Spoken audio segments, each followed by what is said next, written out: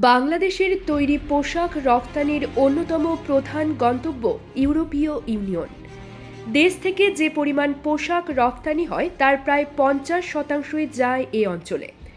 সম্প্রতি বিশ্ববাজার থেকে পোশাক আমদানি কমিয়েছে ইইউ, যার প্রভাব পড়তে শুরু করেছে বাংলাদেশের বাজারেও।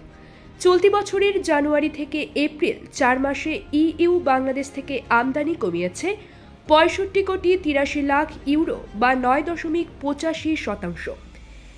এছাড়া 2022 সালের জানুয়ারি থেকে সেপ্টেম্বরের তুলনায় 2023 সালের একই সময়ে অন্তত 17.66% আমদানি কম হয়।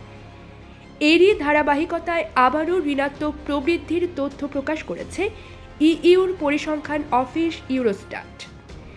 ইইউ জোটভুক্ত দেশগুলোর সার্বিকভাবে আন্তর্জাতিক বাজার থেকে তৈরি পোশাক আমদানিতে ঋণাত্মক প্রবৃদ্ধি হয়েছে 6.28%। কম্প্যাক্ট ভ্যাট সিস্টেম ডেভেলপমেন্ট, দ্রব্যমূল্য হ্রাস ও ভবিষ্যৎ ভ্যাট দায়মুক্ত থাকার মূলমন্ত্র। ভ্যাট দায়মুক্ত থেকে লাভজনক ব্যবসা পরিচালনার বিশ্বস্ত সহযোগী দ্য রিয়েল কনসালটেশন। স্বচ্ছ ভ্যাট আইনে দক্ষ ন্যায্য ভ্যাট প্রদানে।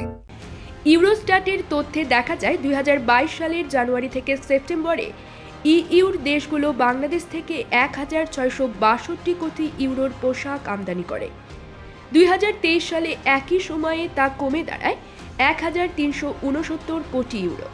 অর্থাৎ ওই সময়ে বাংলাদেশ থেকে 293 কোটি ইউরোর আমদানি কমায় ইইউ, যা প্রবৃদ্ধির হারে 17.66% ঋণাত্মক হয়েছে। এরই ধারাবাহিকতায় 2024 সালের জানুয়ারি থেকে এপ্রিল 4 মাসে বাংলাদেশ থেকেও পোশাক আমদানি কমেছে। এ সময় দেখা যায় 2023 সালের জানুয়ারি থেকে এপ্রিলে বাংলাদেশ থেকে ইইউর দেশগুলো পোশাক আমদানি করেছে 667 কোটি 21 লাখ ইউরোর, যা 2024 সালের একই সময়ে কমে দাঁড়িয়েছে 601 কোটি 38 লাখ ইউরো। ফলে নেতিবাচক প্রবৃদ্ধি হয় 9.85%। পরিসংখ্যানে দেখা গেছে 2023 সালের জানুয়ারি থেকে এপ্রিলে বাংলাদেশ থেকে ইউরোপীয় জোট নিটওয়্যার আমদানি করে প্রায় 388 কোটি ইউরো, যা 2024 সালের একই সময়ে দাঁড়িয়েছে 338 কোটি ইউরো।